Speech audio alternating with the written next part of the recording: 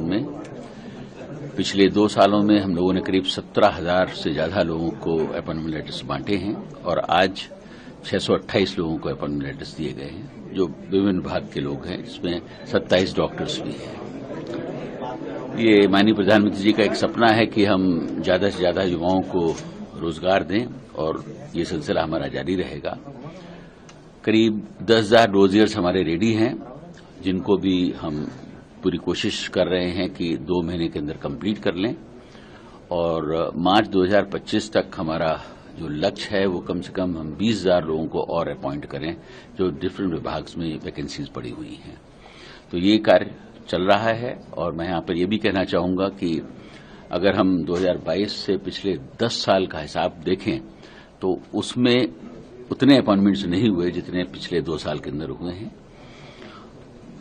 Adhocism को खत्म करने का जो सिलसिला जारी है उसको हम बहुत तेजी से लागू कर रहे हैं और सरकारी अधिकारियों से भी हम ये रिक्वेस्ट करते हैं कि और इन विभागों से भी रिक्वेस्ट करते हैं कि जहां जहां उनके पास वैकेंसीज हैं वो डीएसएसबी को भेजें, जिससे कि उसका प्रोसेस शुरू हो, क्योंकि प्रोसेस में कम से कम 3 से 4 महीने का समय लगता है और उसको भी हम कंप्लीट करें।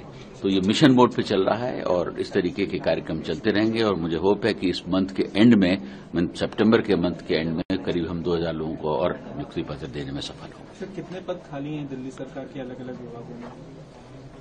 अगर पूरा नंबर देखा जाए तो करीब 25,000 से ज्यादा लोग जो है वैकेंसीज हैं डिफरेंट डिपार्टमेंट्स के अंदर। जैसे मैंने कहा कि उसका प्रोसेस बहुत तेजी से चल रहा है। हर विभाग के लिए हम फोकस करके काम कर रहे हैं कि कैसे करें।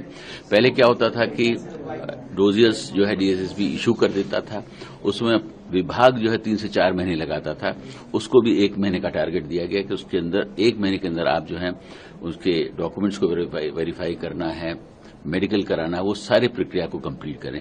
तो प्रोसेसेस को शॉर्ट किया है, जिसकी वजह से स्पीड आई है और काम चल रहा है बहुत तेजी से। और मैंने जैसा कहा कि हम इस मंथ एंड में भी करीब 2,000 लोगों को कोशिश कर रहे हैं कि अपॉइंटमेंट लेटर्स। नए कर्मचारियों को आपने काफी सुझाव दिए, आपने उनका उत्साहवर्धन किया, आपने ये भी कहा कि मुझ पर नए आरोप लगते हैं और आरोपों का सम्मान करना सीखें। बिल्कुल सही कहा है। देखिए, आरोप प्रत्यारोप तो जब आप पब्लिक लाइफ में होते हैं लगते हैं, तो उनसे डर नहीं जाना चाहिए और आप अगर सच्चे हैं तो आपको उनसे डरने की जरूरत नहीं है और आप आगे बढ़िए और सच्चाई से अपना काम करिए, रिजल्ट्स आपके फेवर में होंगे। एक बात और जिक्र किए थे सर, दिल्ली देश की राजधानी है, अव्वल होना चाहिए, लेकिन क्या कुछ कमियां हैं जो आपने जिक्र किया था दिल्ली में? देखिए, मैं हमेशा से कहता हूं कि दिल्ली देश की राजधानी है और आज प्रधानमंत्री के नेतृत्व में देश की क्या छवि है सभी को मालूम है।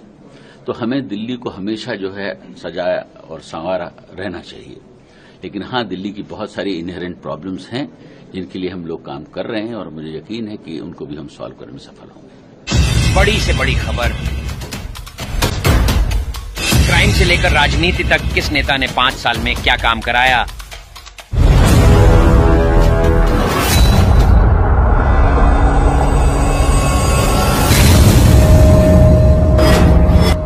मिलेगी सबसे पहले हर खबर चेंजिंग फ्यूचर न्यूज पर, जो बदलेगा आपका